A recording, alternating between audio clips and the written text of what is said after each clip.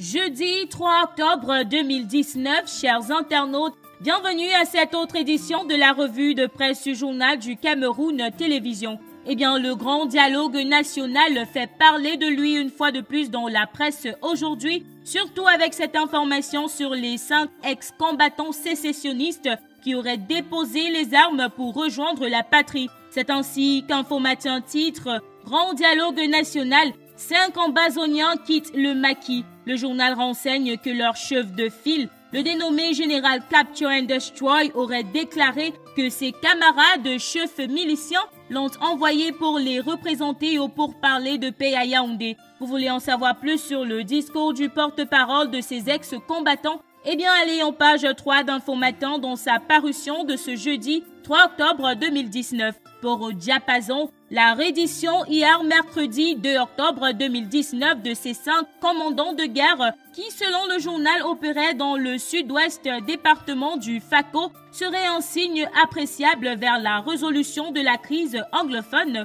d'où son titre « Grand dialogue national, le jackpot ». Le journal ne manque néanmoins pas de préciser que la grande équation qui reste à résoudre est celle de leur réinsertion sociale, professionnelle et, comme l'indique le journal, surtout psychologique.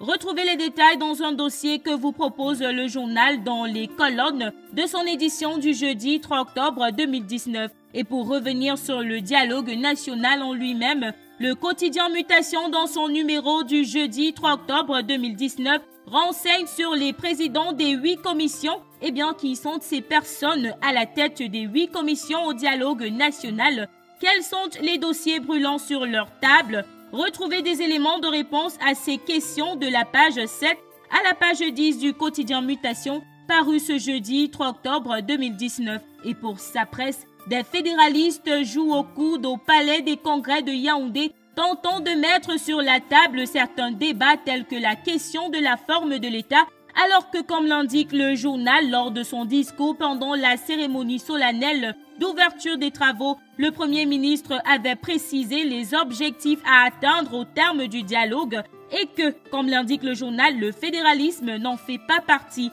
Les détails en pages 6 à 8 de sa presse, paru ce jeudi 3 octobre 2019. Dans cette même veine, le magazine Défi Actuel renseigne sur certains éléments qui rendent incertain l'issue du dialogue. Il s'agit notamment de l'absence des leaders séparatistes et des groupes armés, la défection de certains leaders politiques et encore et toujours le refus de discuter du fédéralisme. Le magazine propose également les réactions de David Abouem à Choyi, Maître Akbor Bala et Thomaïnan Damjoya, réaction alliée de la page 2 à la page 4 de Défi Actuel, dans sa parution de ce jeudi 3 octobre 2019.